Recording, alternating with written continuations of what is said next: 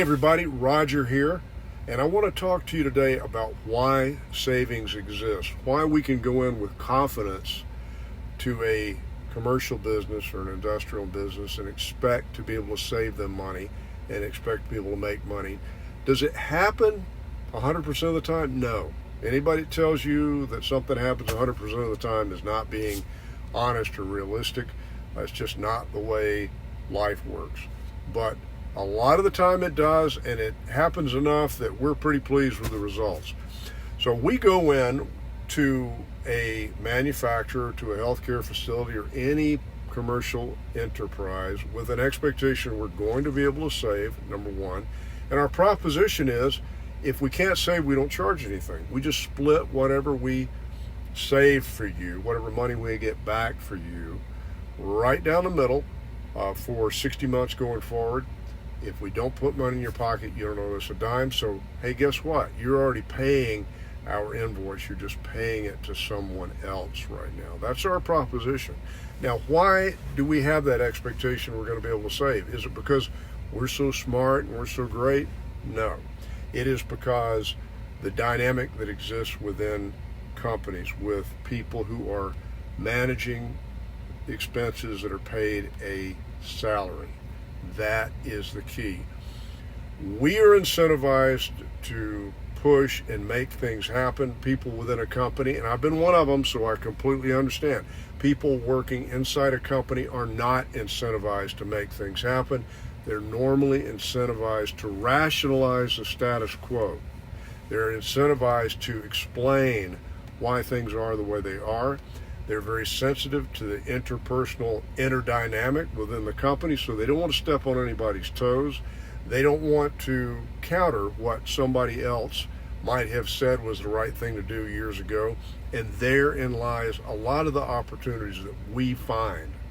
A lot of the ways that we save money for companies are not brilliant out-of-the-box things. It's following through on common sense things that were never done in the first place for the wrong reasons. So what we're capitalizing on is bringing an owner's mindset, an incentive mindset, where we do not win. We don't get to eat at the end of the day unless we put money in somebody's pocket. So we're going to work extra hard to make sure it works, make sure it's something that's good for the company, and that we explain that. So we're injecting that dynamic into the relationship and into the account that does not exist in 99 out of 100 cases anymore. These companies will start with an entrepreneur who's incentivized to put money in their own pocket, because at the end of the day they get to keep whatever overage there is, called profit. And eventually, if they grow and become larger and larger, they have to bring on people who are paid on a salaried basis, an hourly basis. That's the way you grow.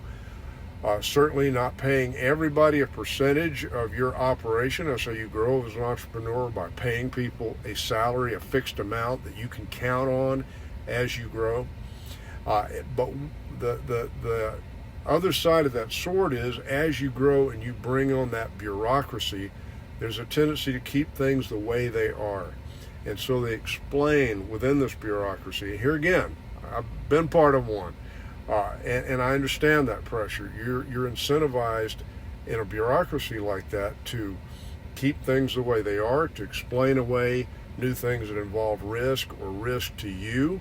And as long as you have a good explanation, that suffices in most companies. And I see it over and over and over again. That's why savings exist, because businesses in general are sub-optimized on the solution level when it comes to cost savings. Well, we can go in with a lot of confidence knowing that in the vast majority of cases we're going to find money left on the table because of that. And then it just becomes our job to make a compelling case for the owner or for the manager to take advantage of them. Because we're so incentivized, at the end of the day, oftentimes we can make those things happen and everybody wins. The customer wins, we win, and the referral partner wins. Well, that's it. Take care. Think about that. Reach down and click in in the comments. If you got any kind of question, reach out to us. We love engaging with people on this topic and any others. And take care. Have a great day.